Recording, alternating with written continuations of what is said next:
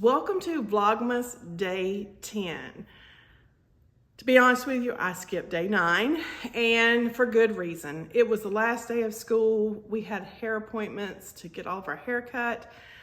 Speaking of which, does anybody else go in and ask for a trim and they cut 3 inches off?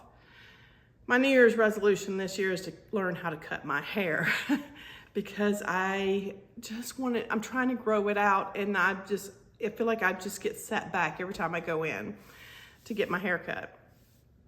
But anyway, after we got our haircuts, we went out to eat. By the time I got home, I was so exhausted that I just went to bed, and I gave myself grace because you know what? I have been doing a great job uploading videos, and I will continue to do so. Hopefully over the break, I will get more creative and it won't be these just talking head videos. But anyway, today I wanted to go further into what I was talking about in my last video, which was the ACEs score. I spoke about that, saying that about 3 months ago, I took the ACEs score and realized I scored a 6, which is a high risk range for health problems as an adult based on my childhood traumas. But I wanted to clarify something. I want to talk about traumas and how that term is kind of thrown out there, and people end up having pissing contests on whose trauma is worse. Let me just say, my stance on it is that everyone has trauma. Heck, if you've lived through 2020, you've got trauma because we were all impacted by that. Also, I'm not blaming my parents because my parents did the best they could. I do believe that they did not know how to self-regulate their emotions, and I was never taught how to self-regulate my emotions. And the trauma is not the problem. We all will go through trauma. And I think that if you do not have trauma, you're not taking enough risk because you're not loving. Because if you love someone, someday you're going to lose them. If you have a pet, you're going to lose them. All of those are traumas. But the key is how you self-regulate when you go through that. And I use social media, I use food, and I shut down. So those are all ways that I deal with when I go through things that are hard. And I'm trying to learn at 50 how to change that. And I read a book that actually sent me on this journey because at the beginning of the year, I read Atomic Habits. Wonderful book, highly recommend, by James Clear. He talked about how making small changes. Well, I started doing that, and this past 2024, I adopted more good habits this year than I have in years past. And I've kept them up. I have not stopped doing them. They've been great. However, I was not losing weight. I was maintaining, but I was not losing weight like I hoped. And like everyone said, once I made some of these changes, it would. And I'll talk about all those good habits tomorrow, I think. But anyway, so that kind of made me feel bad about myself. Like, what's wrong? What is causing me to hold on to this weight? And that's when I found the holistic psychologist, which is Dr. Nicole LaPera on YouTube. And then I got her book, How to Do the Work. And then she came out, she also had a workbook, which is How to Meet Yourself.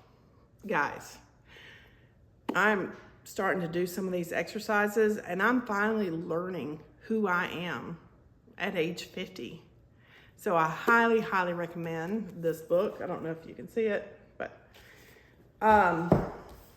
the other book that I highly recommend, or the author I highly recommend, is Anna Ferguson, and is how to to reset your vagus nerve, the vagus nerve reset. She also has a workbook called the Healing Through the Vagus Nerve. And that's another workbook that I'm working through right now. Gabor Mate is another person. I don't have his physical books here because I listen to them on Audible. And I think on Audible, I own every single book by Brene Brown. She's a shame researcher, and the only book I have in hardback is The Gifts of Imperfection. But anything she writes, I will read. I love her. Her humor is wonderful, and she is so relatable. But the book I just picked up, because I have been reading all this about childhood trauma, is, and I'm to be honest with you, I don't know if I'm recommending this book or not because I'm just now starting it, but it seems like it's on the road to where I want to go, or is the path I'm going down. But it's called It Didn't Start With You. And it's how inherited family trauma shapes who we are and how to end the cycle. Because a lot of times scientists believe that we are passed down trauma that may not be our own, because when we're in the womb, our mothers, their body stores trauma from their experiences and their mother's experiences and their mother's experiences, and fathers too. So I think that there is something to that. Now, I need to stop the cycle because my traumas are going to cause my kids trauma and I'm trying to teach them how to self-regulate while we go through this. So and they're 13s and they're starting to learn. So they're actually enjoying it, and we're talking through it. But yeah, that's all I've got for today. But I know with us heading into our families, holidays, and some of us have families, some of us no longer have our families, I think that that's on the forefront of everyone's mind, is how our childhoods affected us. And so just do some reflection. I highly recommend these books, especially The Holistic Psychologist. If you're not a big reader, you can also watch her YouTube. I think that Amanda Armstrong also has a YouTube channel. I can't remember. I'll tell you tomorrow if I find out. But you can watch. Brene Brown has a lot of talks on TED, and she is amazing. I just love. She had a series also, I think on Netflix, that was amazing, and I can't remember the name of it off the top of my head.